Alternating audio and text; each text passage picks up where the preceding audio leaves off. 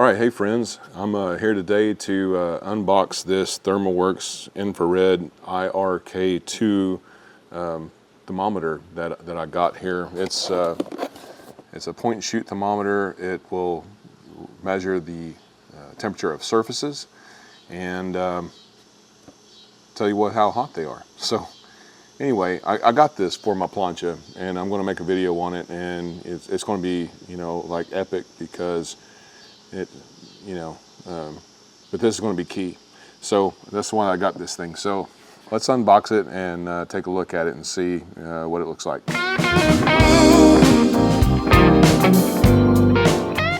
All right, so here we go. It's not much to it. It's a simple box. Open it out. Here is the instructions on how to use it. Very short. You basically point it at something and then take the temperature of it, and that's it. So it's got this nice pad here, and it comes in a formed plastic box. There's the batteries, come with it. You have to put those in. All right, folks, so here is the thermometer itself. We have some quick instructions on the back, and along with your ranges, some information about the tool.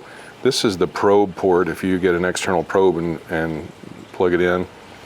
On the other side, it tells you about the distance to spot size and how far away and how accurate it is. You get close enough to the gun with a laser. Here is your reading point and your laser port right here. Trigger, I already showed you the battery compartment where you put the batteries in. And so here is the meter itself. So you'll notice it's just off, and it'll stay off until I squeeze the trigger.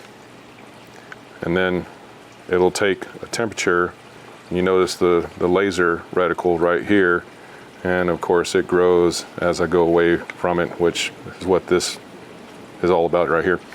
So anyway, let's just kind of go through this and show you everything that's on it. So in the top left is the laser indicator, meaning that the laser is on, and then the backlight indicator indicating that the backlight is on, and then a battery meter telling you how much juice your batteries have left.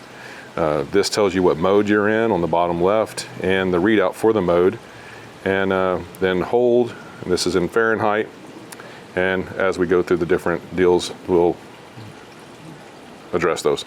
So first of all, you got 3 buttons on here. This is the Celsius or Fahrenheit mode. Notice that I can go to Celsius or Fahrenheit. And then this is the lock mode. What this does is it literally means right now it's in hold mode. So when I pull the trigger, it sees a temperature, and then when I let go of the trigger, it holds it there. Now, if I hit lock mode, what that means is I'm going to lock the trigger. So now I don't have to pull the trigger anymore with any hands, and it's going to read the temperature of wherever I point it. Now, that's what lock means. So I'm literally locking the trigger on at all times. So I can hit this again, it'll go back to hold mode. If you notice that blinking in the top right up there means that it's actually scanning. So it's in continuous scan when I have locked the trigger in continuous scan mode.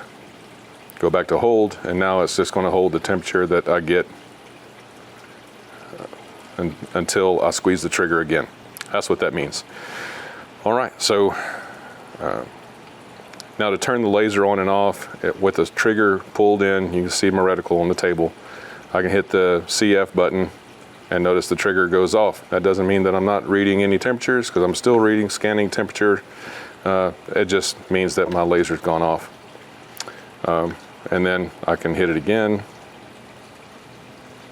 hold it down for a second, and notice that the laser's back and the indicator's back, that is back on. Now if I hold this down and hit the lock button, I can turn off the backlight on the LCD screen, and I can hold it again while the trigger was squozing, and my wife loves that word, and then turn it back on. So that's all the hidden modes. Now I'm going to go through the mode button right here. Right now it's on emissivity. So emissivity is how much an object you're taking the temperature of emits its heat. The sensor reads infrared heat, right? And so different materials give off heat differently. So like if you have a shiny aluminum pan that you've got hot water boiling in, you might read it with this thermometer and it might read a much lower temperature, like 100 degrees rather than 212 degrees, or 30 degrees rather than 100 degrees Celsius. And in that case, you're measuring the infrared emissivity of that shiny aluminum pan. So anyway, that setting goes from 0 to 1, and it's at 0.95 right now. You can see that it's at 0.95 right now, and that's what most things come from the factory. If you're doing stuff with heavy dark metals like cast iron, your carbon steels, stuff like that. I'm going to put the link down below. ThermoWorks has a big chart about the emissivity value of different materials, and it's fairly extensive. So that's actually a feature of this, that you can change that. And let me tell you how you can change that. You can just stick the mode right here, and now you notice there's 2 arrows on either side of the E, and so I can change my emissivity value with the arrow up and arrow down buttons on either side, right? So they do make an IR infrared food thermometer that's just a one-trick pony, and the emissivity for food, be it frozen or cooked, is 0.97, so it would be set there. So this is actually a feature of this thermometer, that you can actually change that value so that you can use it for a wide range of uses, changing your emissivity. All right, now this is max mode, or max temperature mode. So if I take the temperature of, if I'm scanning something and I'm scanning in different places, you'll notice that I can scan different surfaces and the temperature will change. And this mode is going to tell you, of everything that I just scanned while I was scanning, pulling the trigger, this is the highest temperature that the thing read the whole entire time. So that'll stay there. Or you have minimum mode, where as I scan, you can see I'm scanning around. Now, 88.1 degrees Fahrenheit was the minimum temperature that I scanned during that scan session. If I start another scan session, notice it resets, and now I only read 88.3, so it's 88.3. But if I read that and then go hit the wall, and well, look, now 88.1 is my new minimum of that scan session. So then we go to differential.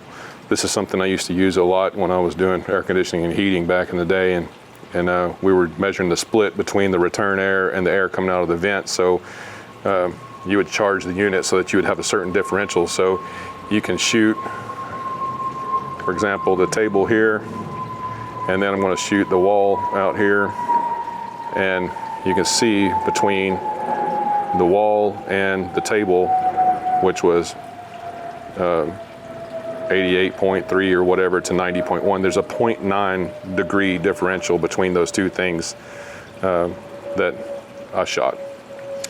So that's kind of cool. It might help you in barbecue if you have a large griddle and you have the burner turned on under the right side of your Blackstone or something, and under the left side of the Blackstone you didn't turn it on, and you want to know what the differential is in the heat between the right and left side of your griddle. You might find that useful. I don't know. So here is an average. So if I'm going to shoot the right side and the left side of my griddle,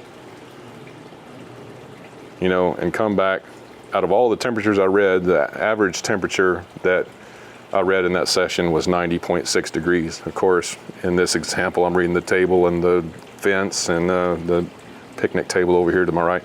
But anyway, that might be, you might find that helpful. And then we have a high alarm, and you can set that on the fly right here.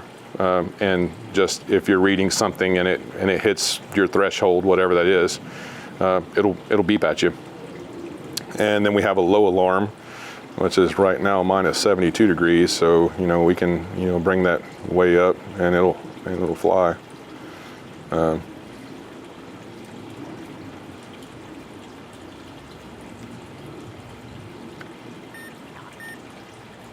And you notice that the low alarm comes on flashing across the top, and it beeped quietly because I don't know how much you heard that. Anyway, all these values reset when you turn the thing off, so don't think that you're going to set this and then it's going to come off.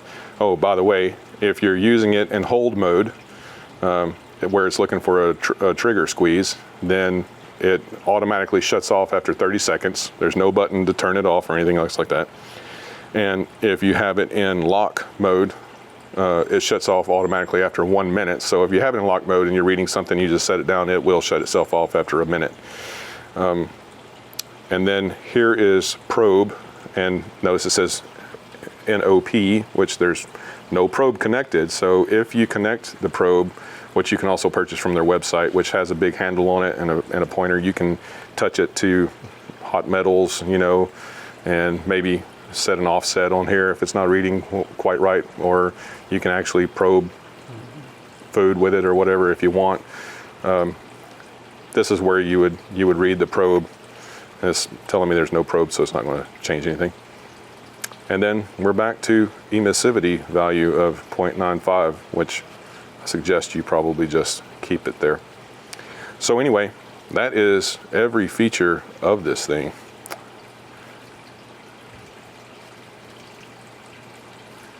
Handy. All right, there you have it, folks. It's the ThermoWorks instant read temperature gun, where you can read the surface temperature of things like your griddle, your plancha, your frying pan on the fire, whatever it is. And I'll put a link down below where you can purchase your own if you want. It's not an affiliate link. I'm too new for anybody to want to be my affiliate. So anyway, so that's it for this. My first piece of gear review is the ThermoWorks IRK-2 infrared temperature probe. Y'all have fun. Keep cooking.